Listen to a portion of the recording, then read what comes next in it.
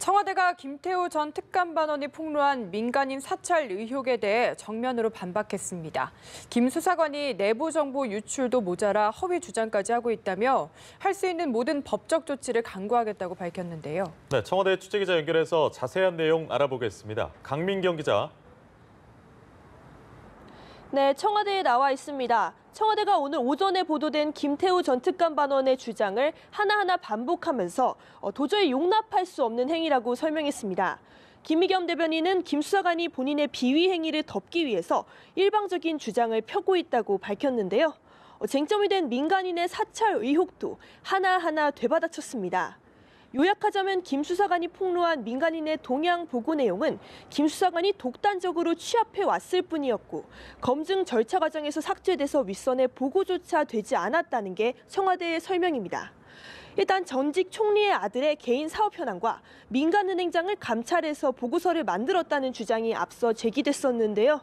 청와대는 이 부분에 대해서 직무 범위를 넘어서는 일이었을 뿐 아니라 3단계의 검증 절차를 거치지 않은, 그러니까 불순물이 끼어 있는 정보라고 설명했습니다. 그래서 해당 정보는 반부패 비서관실과 민정수석실까지 올라가기도 전에 폐기 처분했고 자연스럽게 임종석 비서실장에게까지도 보고되지 않았다는 겁니다. 다만 재활용 쓰레기 대란 사태나 삼성 반도체 작업 환경 보고서와 관련한 건 부처 간에 엇박자가 있었다는 보도가 이미 나왔고 그에 대해서 직무 감찰 차원에서 사실 확인을 한 것이라고 설명했습니다. 외교부 공직자의 사생활 문제에 대해서는 공무원의 품위 유지 의무에 따라서 감찰을 수행했지만 중요하지 않은 문제라고 생각해서 별도 징계를 하진 않았다고 말했습니다. 청와대는 이와 별개로 김 수사관이 주장하는 외압에 의한 검찰청의 복귀 결정에 대해서도 강력하게 반발했습니다.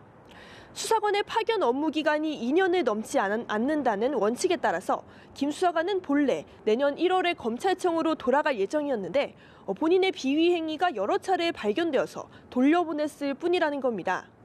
청와대는 또 김 수사관이 검증되지 않은 첩보 보고서를 무차별적으로 외부에 유출하는 행위를 더 이상 두고 보진 않겠다고 밝혔습니다.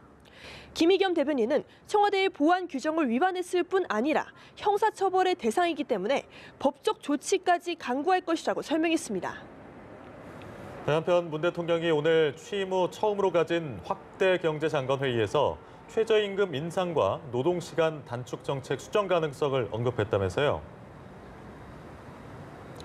네, 그렇습니다. 정확하게는 국민의 공감 속에서 정책을 추진하는 게 중요하다며 필요하다면 최저임금 정책과 노동시간 단축 정책 모두 보완책을 마련하겠다고 설명했습니다.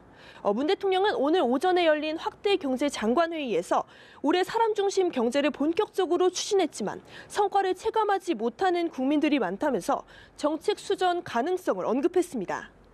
이번 달에 고용노동부 직원들을 만난 자리에서 최저임금 인상 속도에 대한 의견을 물어보긴 했지만 문 대통령이 공식석상에서 이처럼 최저임금의 인상의 부작용과 보완 조치의 필요성을 언급한 건 약 7개월 만입니다. 다만 추진 과정에서 의구심과 논란이 들 수는 있지만 소득 주도 성장과 공정경제 그리고 포용 성장이라는 경제정책의 큰 틀은 유지해 나가겠다는 뜻을 분명히 했습니다. 그러면서도 우리 경제정책이 옳은 방향으로 가고 있다는 걸 국민들에게 보여주기 위해서라도 내년까지 눈에 보이는 성과를 내자고 촉구했습니다. 지금까지 청와대에서 전해드렸습니다.